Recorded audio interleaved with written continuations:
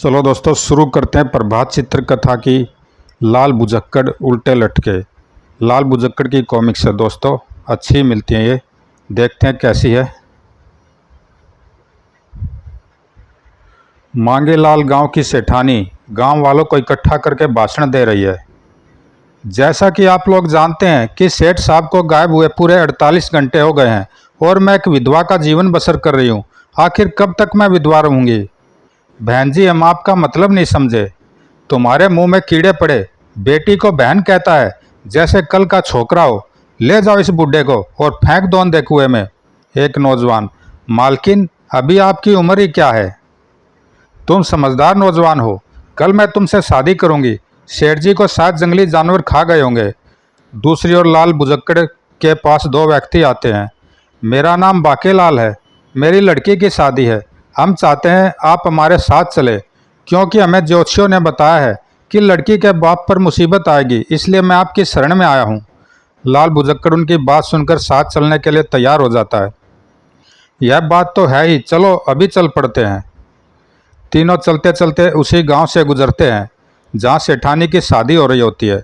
तो एक व्यक्ति लाल बुजक्कड़ के साथी को पहचान कर, सेठ मांगेलाल जी आ गए दोस्तों के साथ। पूरे गांव में खुशी की लहर दौड़ जाती है। सेठ साहब आ गए।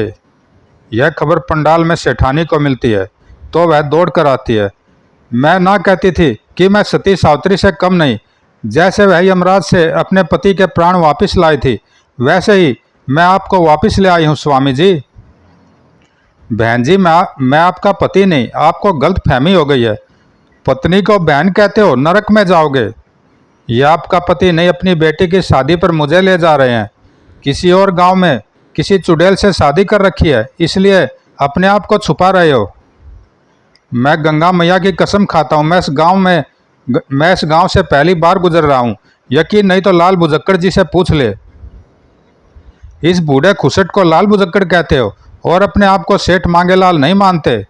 बेटी, इनको भूत प्रेत का साया पड़ गया है, तांत्रिक बुलाकर इनका इलाज कराओ। बहन जी, आप हम पर यकीन करें, यह दुनिया के सबसे ज़्यादा बुद्धिमान व्यक्ति लाल बुजक्कड़ जी हैं। आप यही कहते हैं कि आप सेठ मांगेलाल नहीं। बहन जी, मैं ही लाल बुजक्कड़ हूँ। इस बूढ़े को उल्टा लटका दो जब तक ये अपनी असलियत न बता दे। बहन जी, मेरा कसूर क्या है?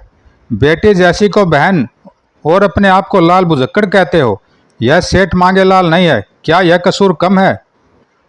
इतने में तांत्रिक आ जाता है। इन तीनों को उल्टा टांग कर नीचे लाल मिर्चों का धुआं दो।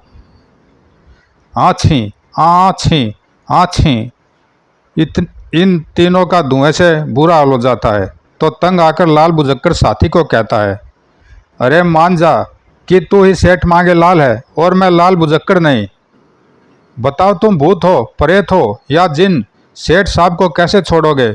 अरे तांत्रिक, तू तो जानता है हमारे अंदर कोई जिन भूत प्रवेश नहीं कर गया। हमारी जान छुड़ा, नहीं तो हम बदला लेंगे।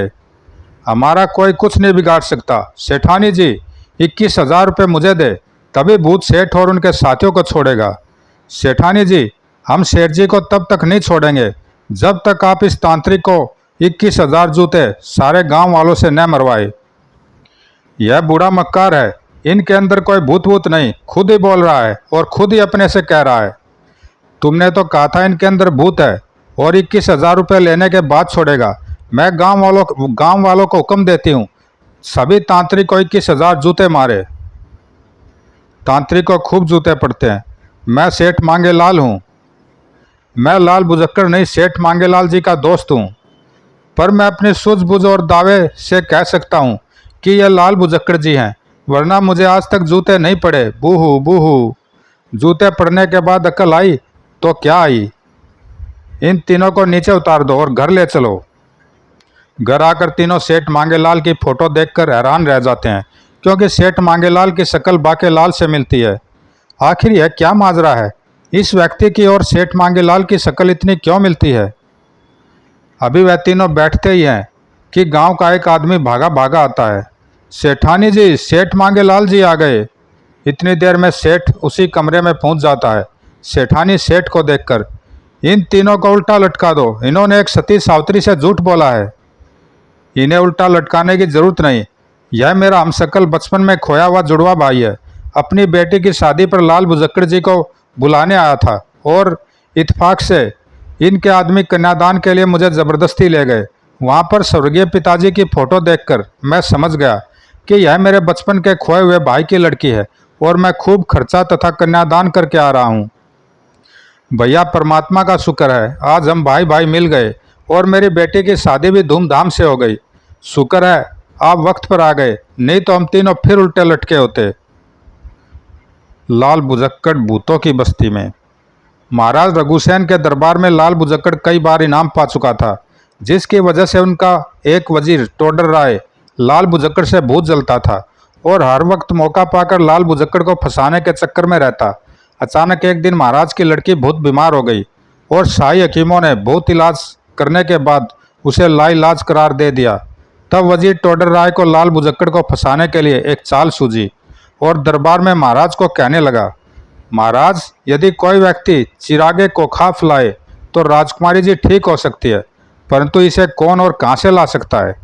महाराज, लाल बुजक्कड़ से ज़्यादा समझदार और बहादुर कौन हो सकता है? वही से ला सकता है। यह कोखाफ की प्राचीन गुफा के अंदर है। लाल बुजक्कड़ समझ जाता है कि वजीर उसे मरवाना चाहता है। महाराज की जय हो। महाराज, मैं चिरागे कोखाफ लाऊंगा, आप मेरे साथ वजीर टोडर राय को भेजे। यह तो उल्टा मुझे फंसा रहा है। हमारी राजकुमारी बच जाएगी, आप कल ही जाने की तैयारी करें। टोडर राय दूसरे दिन लाल बुजक्कड़ को अकेले में मिलता है। श्रीमान जी, चिरागे कोखाफ लाना नामुमकिन है। 1 महीना हम दोनों किसी अच्छी सी जगह रहकर आ जाएंगे और कह देंगे कि चिराग नहीं मिला। ऐसा नहीं हो सकता, हम दोनों चिरागे कोखाफ लेकर ही आएंगे। आखिरकार दोनों चिराग खोजने के लिए निकल पड़ते हैं। बहुत दिनों बाद, लाल बुजक्कड़ जी वापस चले, अब तो खाने को कुछ भी नहीं रहा और इस जंगल में मुझे डर लग रहा है। तभी पेड़ों से भयानक आवाज़ें आती हैं, 1 7 2, हा हा हा हा हा हा। लाल बुजक्कड़ जी, चलो वापस भाग चले। इतनी देर में एक भयानक शक्ल की औरत उनके सामने खड़ी होती है। हा हा, चिरागे कोखाफ लेने जा रहे हो? लाल बुजक्कड़ जी, यह चुड़ैल है या डायन, हमें खा जाएगी। तुम गधे हो, यह तो विश्व की सबसे सुंदर औरत है। टोडर राय की बात सुनते चुड़ैल क्रोधित हो जाती है। मुझे चुड़ैल कहता है? अंतर मंतर छू छू छंतर, बन जा गधा। और देखते ही देखते टोडर राय आदमी से गधा बन जाता है। टोडर राय के गधा बनने के पश्चात लाल बुजक्कड़ चुड़ैल से पूछता है, ए मलिका हुसैन, कोखाफ की परियों से ज़्यादा सुंदर बताओ मेरा दोस्त मनुष्य कैसे बनेगा? तुम रोज इसे सुबह 5 जूते मार दिया करो, यह मनुष्य बन जाएगा। यदि दरबार में सारे दरबारी इसे 5-5 जूते मारे तो यह हमेशा के लिए मनुष्य रहेगा। हा हा, कहती हुई चुड़ैल गायब हो जाती है। टोडर राय जो गधा बना होता है कहता है, लाल बुजक्कड़ जी, मुझे 5 जूते मारे ताकि मैं अपने असली रूप में आ सकूं। आप हमारे वजीर हैं, मैं भला आपको जूते कैसे मार सकता हूँ? लाल बुजक्कड़ जी, मुझ पर दया करे और मुझे जूते मारे। मैंने हमेशा आपका बुरा चाहा, इसलिए आज मेरी यह दशा है। आप आज की रात घास फूस खाकर गुजारे, कल सुबह से मैं आपको हर रोज 5 जूते मार दिया करूँगा। दूसरे दिन लाल बुजक्कड़ गधे को जूते मारता है और वह टोडर राय बन जाता है। आपने मुझे जूते मारे, आपकी बड़ी मेहरबानी। मुझे उम्मीद है आप हर रोज़ मुझे जूते मारा करेंगे। मेहरबानी कैसी, आपको जूते मारना तो अब मेरा फर्ज बन गया है। वह चलते चलते थक कर एक वृक्ष के नीचे आराम करने के लिए बैठते हैं तो टोडर राय कहता है, बहुत भूख लगी है और अब खाने को भी हमारे पास कुछ नहीं। टोडर राय अभी इतना कहता ही है कि एक औरत का कंकाल थाल लेकर प्रकट होता है और कहता है, नाथ जी भोजन कीजिए, आप हमारे मेहमान हैं, यह भूतों की बस्ती है। टोडर राय थाल लेकर, यह क्या, कुत्ते और गधे का मांस? चुपके से खा लो वरना यह कुछ और न बना दे। नाथ जी खाइए, हमें कुत्ते और गधे का मांस बहुत पसंद है। भैया मुझे और जूते मारो, कहीं मैं गधा बन गया तो यह मेरा भोजन कर लेगी। तभी एक और औरत थाल लेकर आती है। स्वामी मेरे प्राणनाथ, आप क्या खाना पसंद करेंगे? यह रहे फल और शाकाहारी भोजन। मैं जानती हूँ आप शाकाहारी हैं, खाने के बाद हम आपसे शादी करेंगे। हम आपसे शादी ज़रूर करेंगे, परंतु हमें पहले चिराग कोखाफ से राजकुमारी का इलाज करना है। आप आंखें बंद करें, जब खोलेंगे तो चिराग कोखाफ के पास होंगे। आप राजकुमारी के इलाज के बाद हमसे शादी करने आना, ज़रूर आएंगे। वह दोनों आंखें बंद करके खोलते हैं तो अपने आप को चिरागे कोकाफ के पास पाते हैं। लाल बुजक्कड़ चिराग को रगड़ता है तो एक जिन प्रकट होता है। कहो मेरे आका, क्या हुक्म है? हमें हमारे शहर ले चलो, महाराज के पास। हमने चिराग से राजकुमारी का इलाज करना है। आप दोनों मेरी पीठ पर बैठे, मैं अभी आपको राजमहल में पहुंचा देता हूं। वह दोनों जिन की पीठ पर बैठकर राजकुमारी के पास पहुंच जाते हैं। राजकुमारी के बहुत ज़्यादा बीमार होने पर महाराज परेशान हो जाते हैं। यदि कल तक लाल बुजक्कड़ चिराग लेकर न आया तो मेरी लड़की का अंत हो जाएगा। तभी लाल बुजक्कड़ और टोडर राय चिराग लेकर पहुंच जाते हैं। महाराज, यह लीजिए चिरागे कोकाफ, हम ले आए हैं।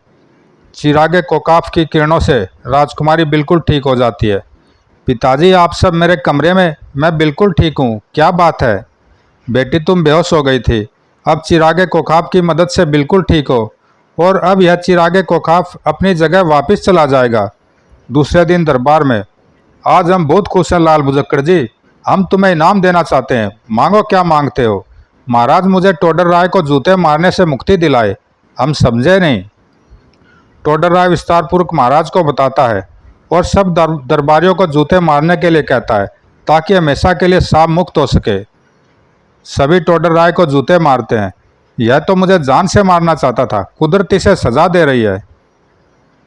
लाल बुजक्कड़ राजकुमार का मुकदमा। कुछ साधु और लोग राजा के दरबार में आकर कहते हैं, महाराज, आपके राजकुमार ने जगत गुरु जी की हत्या कर दी है। क्या सबूत है तुम्हारे पास? यह तीर जो जगत गुरु जी की मौत का कारण बना, तीर किसी और का भी हो सकता है। महाराज, राजकुमार के तीर पर अपना अलग शाही निशान होता है, इस बात को सभी जानते हैं। हमें तीर दिखाया जाए। हाँ, तीर तो राजकुमार का ही है। राजकुमार को कल दरबार में बंदी के रूप में हाजिर करो। मंत्री महाराज से कहता है, महाराज, सुना है राजकुमार जगत गुरु की हत्या के बाद डर के मारे कहीं भाग गए हैं या छिप गए हैं। सारे राज्य में डोंडी पिटवा दो कि राजकुमार जहाँ भी हो 7 दिन के अंदर दरबार में हाजिर हो। जो कोई राजकुमार का पता बताएगा उसे 500 स्वर्ण मुद्रा इनाम में दी जाएंगी।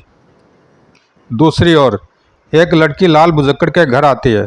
लाल बुजक्कड़ जी, महाराज ने राजकुमार को पकड़वाने का ऐलान किया है।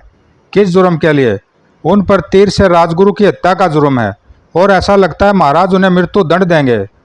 बेटी, तुम क्या चाहती हो और राजकुमार के लिए इतनी परेशान क्यों हो? क्योंकि मैं जानती हूँ राजकुमार बेगुनाह है। वह कैसे?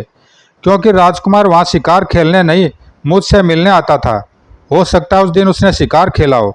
नहीं, ऐसा वो भूल कर भी नहीं कर सकते, क्योंकि वह जानते थे कि मुझे पशु पक्षियों से बहुत प्यार है। इसलिए राजकुमार ने जंगल में शिकार खेलना ही बंद कर दिया। लेकिन इसमें मैं क्या कर सकता हूँ? मैं जैसा कहूँ अगर आप वैसा करें तो हम राजकुमार को जरूर बेगुनाह साबित कर सकते हैं। सुनो। उस लड़की के बताए अनुसार लाल बुजक्कड़ महाराज के पास जाता है। महाराज की जय, मेरा प्रणाम स्वीकार करें महाराज। आओ लाल बुजक्कड़, कहो कैसे आना हुआ हमारे पास, आओ। महाराज, मैं राजकुमार के बारे में कुछ कहना चाहता हूँ। कहो क्या कहना चाहते हो? लाल बुजक्कड़ राजकुमार को बेगुनाह साबित करने के लिए ही यहाँ आया है और मुझे विश्वास है यह अक्लमंद व्यक्ति उसे बचा लेगा। महाराज, क्या राजकुमार के खूनी साबित होने का यही कारण है कि राजगुरु को लगने वाले तीर पर राजकुमार की शाही मोहर लगी है? क्या खूनी होने के लिए यह सबूत कम है? महाराज, राजकुमार कहाँ है यह मैं बता सकता हूँ। बताओ, हम अभी उसे गिरफ्तार करने के लिए अपने सिपाही भेजते हैं। लाल बुजक्कड़ पास खड़े सिपाही को बुलाकर कहता है, राजकुमार मेरे घर में ही छिपे हुए हैं, तुम उन्हें पकड़ कर ले आओ। जी हुजूर। जैसे सिपाही जाने लगता है तो लाल बुजक्कड़ कहता है, अपना ये बल्लभ मुझे देते जाओ। उसके जाते लाल बुजक्कड़ पास खड़े एक सिपाही की कनपट्टी पर जलम मार देता है। वह सिपाही बल्लम लगते ही बेहोश हो जाता है। वहाँ खड़े सभी लोग आश्चर्यचकित रह जाते हैं। महाराज, लाल बुजक्कड़ ने तो बड़े दरबार में खून कर दिया, यह खूनी है। महाराज, खूनी मैं नहीं, खूनी तो वो है जिसका ये बल्लभ है। महाराज, राजकुमार खूनी इसलिए है क्योंकि राजगुरु को लगने वाले तीर पर राजकुमार का शाही निशान है। फर्क इतना है, राजगुरु को मारते किसी ने देखा नहीं और मुझे मारते देख लिया गया है। लाल बुजक्कड़, जो तुम कहना कहते हो वो हम समझ रहे हैं, इसलिए हम पहला आदेश वापस लेते हैं और सारे राज्य में यह ऐलान करने का हुक्म देते हैं, राजकुमार जहाँ कहीं हो, दरबार में बाजिद पेश हो। शुक्रिया महाराज, अब मैं इजाज़त चाहता हूँ। महाराज अलग से लाल बुजक्कड़ को कहते हैं, तुमने दरबार में राजकुमार को जिस ढंग से बेगुनाह साबित किया है, वह तुम्हारे सिवा किसी और का काम नहीं था। हम कितने दिनों से परेशान थे, तुमने हमारी परेशानी दूर कर दी। हम तुम पर बहुत खुश हैं। लो यह तुम्हारा इनाम, 1.25 स्वर्ण मुद्राएं। कुछ दिन यही ठहर जाए, तब तक राजकुमार नहीं आते। शुक्रिया महाराज। कुछ दिन महल में रहने के बाद लाल बुजक्कड़ वापस जाने के लिए महाराज के पास आते हैं, तो महाराज को परेशान देखकर, महाराज मैं तो वापस जाने की आज्ञा लेने आया था, परंतु आप तो परेशान नजर आ रहे हैं। हाँ लाल बुजक्कड़, हम राजकुमार के लिए परेशान हैं। राजकुमार अभी तक दरबार में हाजिर नहीं हुआ। होने उस लड़की को जरूर राजकुमार का पता होगा, जिसे मैं घर छोड़ आया हूँ। मुझे अभी घर जाकर पता करना चाहिए। महाराज मैं राजकुमार को ढूंढने की कोशिश करता हूँ। जाओ, मुझे विश्वास है तुम राजकुमार को ढूंढने में कामयाब होगे। लाल बुजक्कड़ अपने घर आ जाता है। तुम्हें जरूर राजकुमार के बारे में पता होगा, बताओ वो कहाँ है। वो मैं दरबार में जाकर बताऊंगी। दरबार में पहुंचकर, महाराज राजकुमार का पता इस लड़की को मालूम है। बताओ बेटी, राजकुमार कहाँ है। महाराज मैं राजकुमार और राजगुरु के कत्ल के बारे में भी जानती हूँ। बेटी हमें विस्तार से बताओ। जिस वक्त राजगुरु की हत्या हुई, उस वक्त मैं वही थी। राजकुमार शिकार खेलने जंगल में जा रहे थे। कीमती आभूषण ज़्यादा पहनने के कारण रास्ते में उनको डाकुओं ने घेर लिया। उनसे वे अकेले ही मुकाबला करने लगे। तभी उधर से गुजरते राजगुरु की दृष्टि उन पर पड़ी और राजकुमार को बचाने के लिए वह बीच में कूद पड़े। राजकुमार उन्हें देखकर आश्चर्यचकित रह गए और उसी क्षण मौका पाकर उनसे तीर छीनकर राजगुरु को मार दिया और राजकुमार को घायल करके भाग गए। ओह, राजगुरु ने हमारे राजकुमार को बचाने के लिए अपने प्राणों की आहुति दे दी, मगर हमारा राजकुमार कहाँ है। लड़की अपने सिर से विग उतारती है। राजकुमार आपके सामने है। मैंने खुद को बेगुनाह साबित करने के लिए लाल बुजक्कड़ जी का सहारा लिया। ओ मेरे बेटे, शुक्र है भगवान का कि तुम बिल्कुल ठीक हो। लाल बुजक्कड़ जी, यदि आप न होते तो मैं अपने आप को कभी बेगुनाह साबित न कर सकता। हम आपके बहुत आभारी हैं और आपको 1.25 स्वर्ण मुद्रा इनाम देते हैं। शुक्रिया। अब मुझे गांव जाने की आज्ञा दीजिए। अब की बार भगवान ने फिर तुक्का लगा दिया। लाल बुजक्कड़ धर्म या अधर्म युद्ध। महाराज मधुसेन दरबार में बैठे हैं और मनाली राज्य का दूत उन्हें अपने राजा का संदेश सुनाता है। महाराज, मनाली का हुक्म है कि आप हमारी अधीनता स्वीकार कर ले, अन्यथा आपके राज्य की ईंट से ईंट बजा दी जाएगी। इसके लिए आपको 2 दिन का समय दिया जाता है। यदि हम अधीनता स्वीकार न करें तो इसका फैसला महाराज मैदान जंग में करेंगे। दूत के जाने के बाद महाराज सेनापति से कहते हैं, सेनापति, क्या हम इस हमले का मुंह तोड़ जवाब दे सकते हैं। महाराज, हम आपकी दया से मनाली की फौजों का मुंह तोड़ जवाब देंगे। तो युद्ध की तैयारी करो और मैदान जंग में दुश्मन के छक्के छुड़ा दो। जो आज्ञा महाराज, ऐसा ही होगा। दुश्मन कभी भूल से भी हमारे राज्य की ओर आंख न उठा सकेगा। सेनापति फौज लेकर मैदान जंग में जाता है। 2 दिन बाद खूब लड़ाई होती है तो सेनापति जख्मी हो जाता है। तो एक सिपाही को कहता है, जाओ जाकर महाराज जी को कहो कि दुश्मन बहुत शक्तिशाली है और तादाद में ज़्यादा है, कोई अक्लमंद योद्धा भेजे। मैं अभी आपका संदेश महाराज को देने जाता हूँ। सिपाही दरबार में हाजिर हो महाराज को सेनापति का संदेश देता है। तब महाराज कहते हैं, है कोई ऐसा बहादुर जो मैदान जंग में दुश्मन की ईंट का मुकाबला कर सके। इस ऐलान के बाद सभी सोच में डूब जाते हैं कि सेनापति से बहादुर कौन है।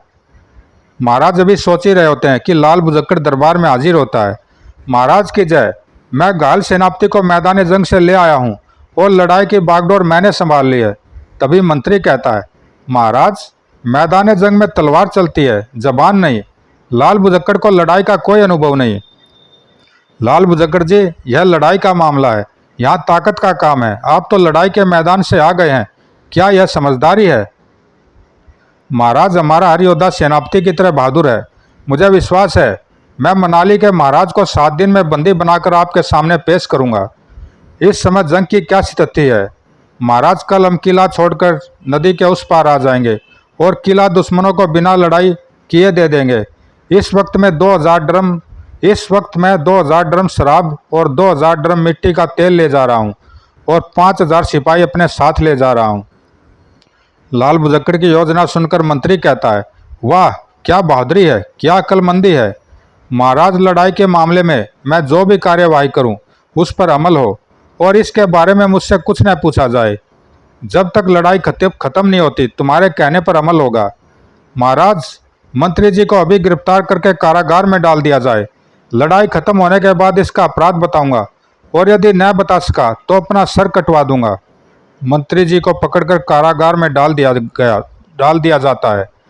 लाल बुजक्कड़ रातों रात किले में शराब के ड्रम छोड़कर नदी के दूसरी ओर आ जाता है। दूसरी ओर मनाली का एक सिपाही मनाली के महाराज से, महाराज की जय हो, दुश्मन अपना किला छोड़कर नदी के उस पार भाग गए हैं। हमारे गुप्तचरों की रिपोर्ट है। किले पर चढ़ाई करो और यदि कोई मुकाबला ना हो तो उस पर कब्जा करो और जश्न मनाओ। सारे मनाली के सिपाही और राजा किले पर कब्जा कर लेते हैं और जीत की खुशी में शराब के दौर चलते हैं और नाच गाना होता है। कल हम मधुसेन को गिरफ्तार करके उसके सारे राज्य पर कब्जा कर लेंगे और उसके मंत्री को बहुत बड़ा इनाम देकर महामंत्री बना देंगे।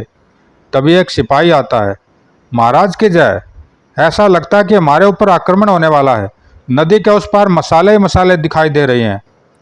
सिपाही की खबर सुनकर राजा चौंक जाता है। यह अधर्म है, रात को युद्ध नहीं होता, सूरज छिपने के बाद युद्ध करना अधर्म युद्ध है। महाराज सेनापति को बुलाते हैं तो सेनापति नशे में धुत गिरता हुआ आता है। मैं महाराज, कल बात तक रहेंगे। सेनापति, होश में आओ, दुश्मन हम पर हमला कर रहा है। महाराज, आप खुद मुकाबले के लिए जाए। महाराज थोड़ी बहुत फौज इकट्ठी करके, जो कि नशे में होती है, बाकी बेहोश होती है, लेकर नदी की ओर जाते हैं। लाल बुजक्कड़ उनकी फौजों को हरी रोशनी का संकेत देता है। अरे यह संकेत तो अपने शत्रु के मंत्री का है, जो हमारा मित्र है। कोई खतरा नहीं, मेरे साथ 5 सिपाही चले, हम सेनापति से मिलेंगे। यह फौज वह हमारी मदद के लिए लाया है। जैसे मनाली के महाराज नदी पार करके लाल बुजक्कड़ के पास आते हैं, लाल बुजक्कड़ उन्हें गिरफ्तार कर लेता है और अपनी सेना को किले में तमाम मनाली सिपाहियों पर आक्रमण करके बंदी बनाने का हुक्म देता है। लाल बुजक्कड़ की योजना सफल होती है और वह मनाली के राजा को बंदी बनाकर महाराज रघुसेन के सामने पेश करता है। महाराज की जय हो, मनाली का राजा बंदी के रूप में आपके सामने हाजिर है। कहिए महाराज, आपने हमारे राज्य पर हमला क्यों किया? आपके मंत्री ने हमें कहा कि आप अपनी प्रजा पर जुल्म करते हैं, आपसे प्रजा को मुक्ति दिलाऊं और उसे महामंत्री बना दूं। लाल बुजक्कड़ ने उसे बंदी बनाया, अच्छा ही किया। हम धर्म के लिए लड़े थे, मगर आपने रात को हमला करके अधर्म युद्ध किया है। महाराज, प्यार और जंग में हर नीति सही होती है। आप हमारे बंदी नहीं, मेहमान हैं। आपको एक मंत्री के बहकावे में नहीं आना चाहिए था। हम आपको आज़ाद करते हैं।